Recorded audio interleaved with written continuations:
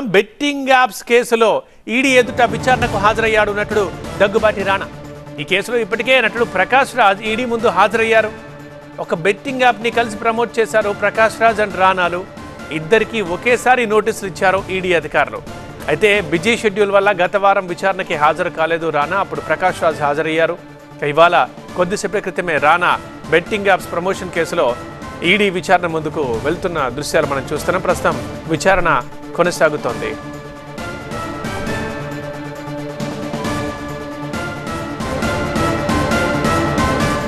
Betting apps promotion కేసులో వరుసగా విచారిస్తున్నారు అధికారులు. ముఖ్యంగా ఈడీ ఇందులోకి ప్రవేశించింది. సో ఈడీ ముందు ఇవాళ నటుడు దగ్గుబాటి రానా హాజరయ్యారు. మొన్న నటుడు ప్రకాష్ రాజ్ కూడా హాజరయ్యారు. ఈ ప్రకాష్ రాజ్ అండ్ రానా ఇద్దరూ కలిసి ఒక బెట్టింగ్ యాప్ని ప్రమోట్ చేశారు. సో దీనికి సంబంధించే ఇద్దరికి ఒకేసారి నోటీసులు ఇచ్చారు ఈడీ అధికారులు. అయితే గతంలోనే ఈడీ విచారణకు రావాల్సి ఉంది రానా, బట్ బిజీ షెడ్యూల్ వల్ల గత వారం రాలేనని చెప్పారు. సో ఇవాళ హాజరయ్యారు ఈడీ విచారణకి రానా. ప్రిన్సిపల్ కరెస్పాండెంట్ జ్యోతి మరింత సమాచారం అందిస్తారు లైవ్లో. జ్యోతి, ఈడీ విచారణ స్టార్ట్ అయిందా? ఇక ప్రకాష్ రాజ్ని ఎలాగైతే విచారించారో సేమ్ అవే క్వశ్చన్లు కూడా ఉండే అవకాశం ఉందా? ఎందుకంటే ఇద్దరు కలిసి ఒకేసారి ప్రమోట్ చేశారు ఒకే యాడ్ కాబట్టి.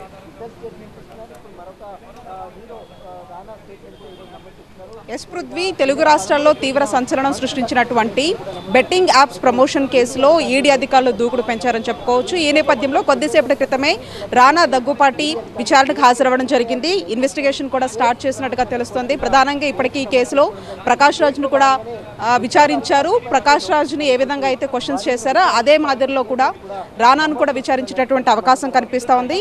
ప్రధానంగా జంగిల్ రమ్ అని చెప్పేసి ఆ యాప్నికి సంబంధించి ప్రమోషన్ చేసినట్టుగా తెలుస్తుంది. అయితే దాదాపుగా 2018 నుంచి 2022 వరకు కూడా ఈ ప్రమోషన్స్ చేసినటువంటి క్రమంలో అప్పటి నుంచి ఇప్పటి వరకు జరిగినటువంటి ఆ బ్యాంక్ స్టేట్మెంట్స్తో పాటుగా ఎంత పెద్ద మొత్తంలో ఇతను ఆ బెట్టింగ్ యాప్స్కి సంబంధించినటువంటి డబ్బులు తీసుకోవడం జరిగింది అనే దానికి సంబంధించి, అంతేకాకుండా ఆ డబ్బులన్నింటినీ ఎక్కడికైనా తరలించారా అనే మనీ లాండరింగ్ కోణంలో పూర్తి స్థాయిలో కూడా ఈడీ అధికారులు రానాని ప్రశ్నించేటటువంటి అవకాశం కనిపిస్తోంది. ఎప్పుడైతే ఈ కేసుకు సంబంధించి పంజాగుట్టలో నమోదైన తర్వాత ఆ తర్వాత మియాపూర్లో కూడా ఎవరైతే ఈ సినీ ప్రముఖులకు సంబంధించి యూట్యూబర్లతో పాటు ఇన్ఫ్లుయెన్సర్ల మీద కూడా కేసులు నమోదు చేశారు. మొత్తంగా 29 మంది మీద కేసులు నమోదు చేస్తే ప్రకాష్ రాజ్ విచారణకు హాజరయ్యారు. అయితే జూలై 31న ఎప్పుడైతే ఈడీ కేసు నమోదు చేసిన దాంట్లో మాత్రం మొదటిసారిగా కూడా రానాకి నోటీసులు ఇవ్వడం జరిగింది. అప్పుడు షూటింగ్స్ కారణంగా తాను రాలేకపోవడంతో మళ్ళీ ఇప్పుడు నోటీసులు ఇచ్చారు. ఈ నేపథ్యంలో కొద్దిసేపటి క్రితమే విచారణకు హాజరయ్యారు. ఆల్రెడీ ఇప్పటికే ఆ ఈడీ అధికారులు కూడా అతన్ని ప్రశ్నిస్తున్నట్టుగా తెలుస్తుంది.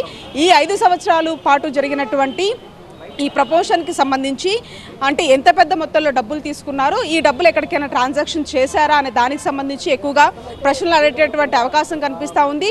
ఎందుకంటే పర్మిషన్స్ లేనటువంటి వాటిని ఏ విధంగా మీరు బెట్టింగ్ ప్రమోషన్కి దానికి సంబంధించి మీరు చేశారనేది ప్రధానంగా కూడా అడిగేటటువంటి అవకాశం కనిపిస్తుంది. ఒకవైపు ప్రకాష్ రాజ్తో పాటు రానా ఇద్దరు కలిసి కూడా ఏదైతే ఈ జంగిల్ రమ్మీకి సంబంధించినటువంటి ఒక బెట్టింగ్ యాప్స్ ప్రమోషన్ చేసినట్టుగా ఈడీ అధికారులు గుర్తించారు. ఆ కోణంలోనే తొలుత రానాకి నోటీసులు ఇచ్చారు, ఆ తర్వాత ప్రకాష్ రాజ్ కూడా ఇచ్చారు. ఈ నేపథ్యంలో ఇప్పుడు విచారణ అయితే స్టార్ట్ అయింది. దానికి సంబంధించి ఈ 5 సంవత్సరాల పాటు జరిగినటువంటి బ్యాంక్ స్టేట్మెంట్స్, అంతేకాకుండా కీలకమైనటువంటి కొన్ని డాక్యుమెంట్స్ను కూడా రానా తనతో పాటు తీసుకురావడం జరిగింది. ఈ నేపథ్యంలో ఈడీ అధికారులు వాటి ఆధారంగా కూడా ఇప్పుడు ప్రశ్నిస్తూ ఉన్నారు.